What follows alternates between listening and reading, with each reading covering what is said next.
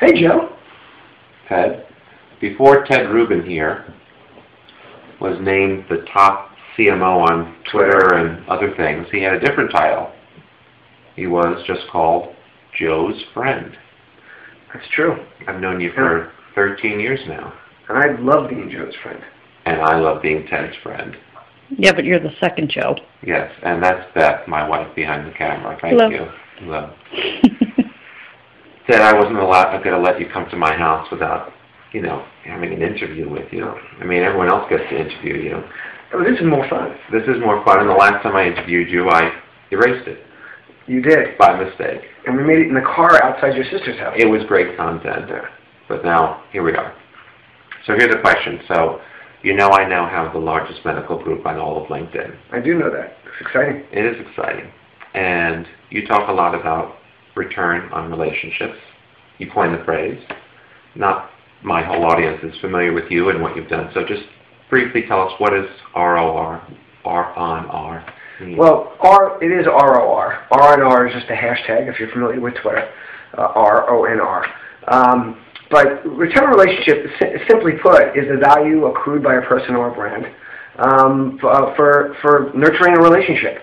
And it's measured by loyalty, trust, that converts to an emotional connection, and therefore in the end will add something of value, is what I like to say. So I try to stay away from the term increased sales or increased revenue. I think value is a term that's much more comprehensive. Well, I'm thinking that a lot of people will, I know you do a lot of speaking, and I'm sure one of the questions that you get often is like, okay, well, return on relationships, I get the concept, but really what you mean is return on investment. I mean, the relationship is a means to an end. Well, it all depends on how you look at it. Yes, it is return on investment when it comes to the corporate world and the brand world and the sales world. I think that's live taping, folks. We were discussing how ROR, return on relationship, in the end, it's actually ROI. And what I was saying is that from a corporate standpoint, from a brand standpoint, absolutely. Because the end game of any business is to make money. I mean, otherwise it's not going to be around. From a personal respect, what I try to do and tell others to do, and I think brands can do this too in a certain way, but with a different end game, is that I try to go out and build relationships and do for people without expectation of anything in return. And I find that if a brand can do that to the best of their ability, knowing that there will be a return. You've heard the expressions, what goes around comes around, or pay it forward. These things really have reality. And the way I look at it is that if you look for something directly in return, you end up being disappointed a good amount of the time. But what I try to do is, I feel if I do good for people, others will do good for me. And I found that it really is that way. Well, I think that makes a lot of sense for service. And I think it makes a lot of sense for B2C. But B2B? Okay, in B2B you're talking about, okay. So here, most of the people watching this will probably say medical device manufacturers. So I make an ECG machine, or I make rubber gloves. How much of this return on relationship makes sense for me? Well, I think return on relationship makes huge sense to you because it's all about making people understand that you care about them. So if you just sell something to somebody, and let's take the extreme. You sell it to them, buyer beware, you walk away, you're done. Okay? Again, we're all the way out at one extreme. That's not going to work. The people that show customers that they're willing to provide. Okay, we're back because I think Beth has shut off her phone now. Have you? Okay, we're going to continue now. Well, return on relationship is very important in B2B because what return on relationship is that it's making people understand that as you build relationships, as you engage and interact, as you do things for others, things will be done for you and you'll gain loyal customers, you'll gain trust. And to me, I would think in B2B, trust is much more important than it is in B2C.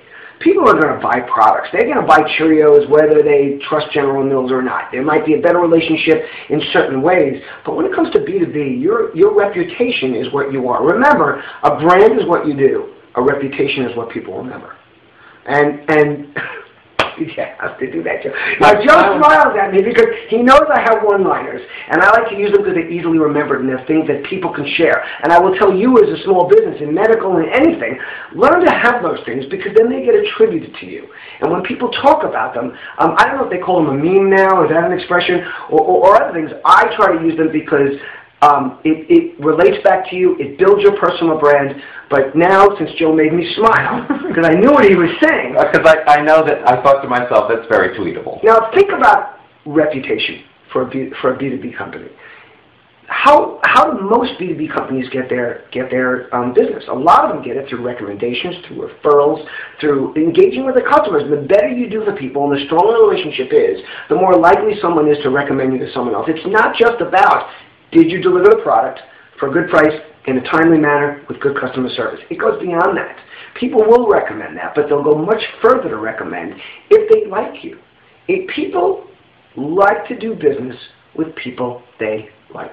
It's really very simple. And it's why relationship commerce is starting to become such a big thing, which is a step beyond social commerce, is that people want to buy things from people they like. And that goes to think about a retailer. You're much happier buying something in a store where people are nice to, where you feel good about.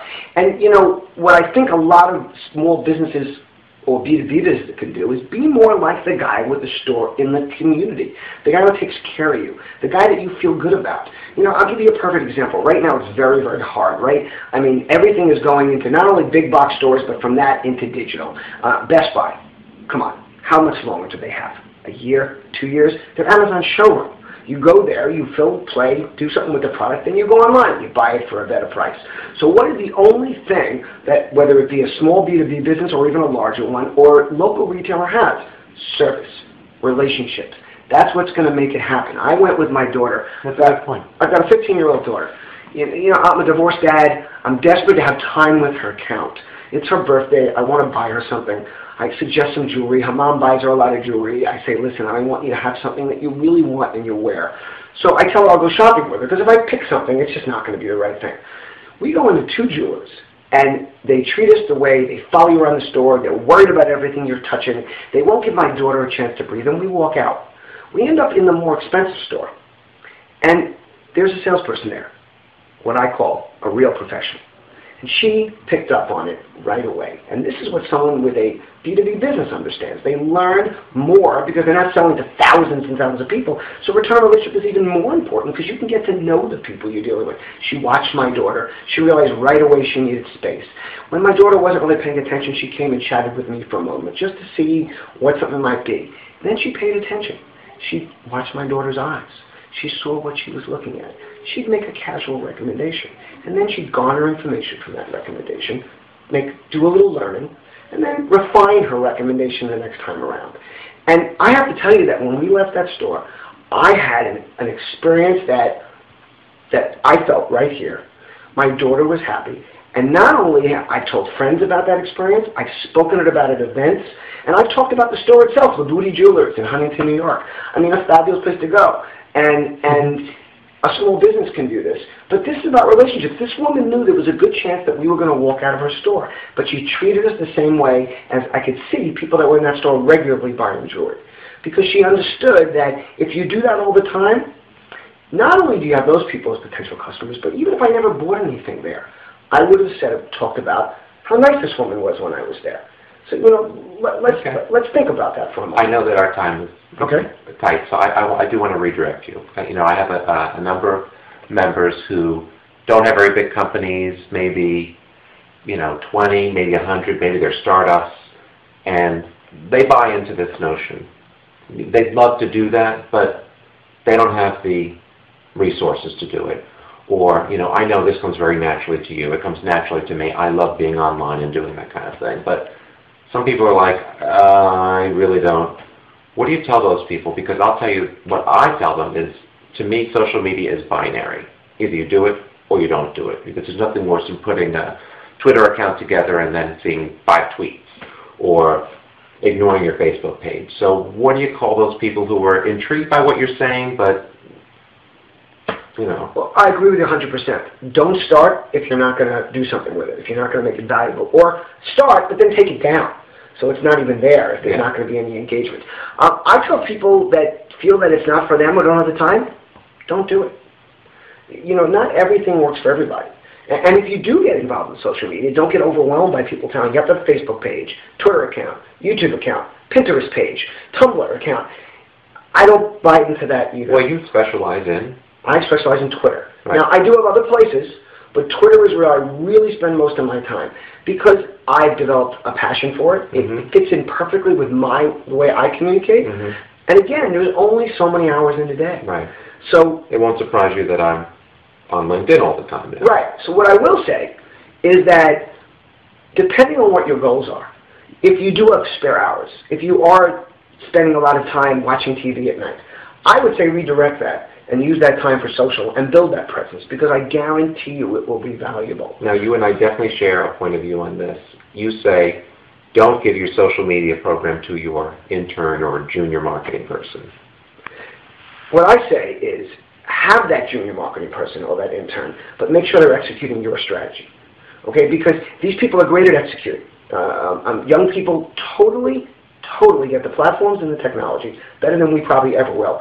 But they don't have the experience in marketing or relationship building to be the person that's running point on the way that's done. So I have plenty of interns working for me, or younger people, or junior marketing people, but I train them in how I want them to operate, and I'm the last word, and I mean my own personal Twitter account I run myself. But business ones I will train people to work, and you can do that, but you have to make sure, first of all, that in the beginning you do it yourself.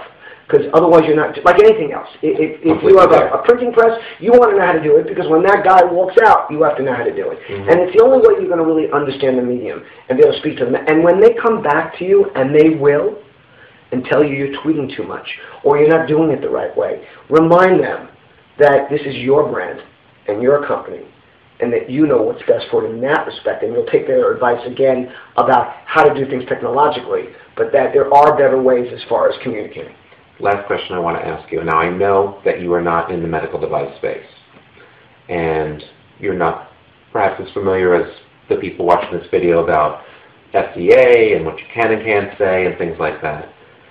And we have a lot of capital constraints. Say, for example, you want to replace a cardiac stress system. That's a $25,000 piece of equipment in a hospital. These people are, is social media for every business, or are there some categories that it just doesn't make as much sense? Well, there are certainly some categories that doesn't make sense, but what I would tell you, that has nothing to do with regulation. Because here's what I'll tell you about it. You don't have to talk about the regulatory nature of your product to build a social presence. Let's say you're in, again, medical, maybe you want to have a site that has something to do with wellness. Maybe you want something that has to do with physical exercise or things that are around your concept that's of value to your consumer or your people, but not directly related to the regulated portion of your business. So, for instance, for financial services companies, there's lots they can't say, and I tell them, build something about lifestyle, about travel, about something that's related to the financial services industry. And in medical, you can do the same thing, or just offer up an aggregated site. You can do it on a blog, you can do it in social with great links into other people's verified data, white papers, things that are of value. And then leave it as a communication vehicle for the regulated topics, and then follow up that communication via email or some other way where it's more personal and it can be monitored more, and you can have that control that you need. My friend Ted Rubin, Return on Relationships. Thank you very much. Thank you, buddy. Always a pleasure.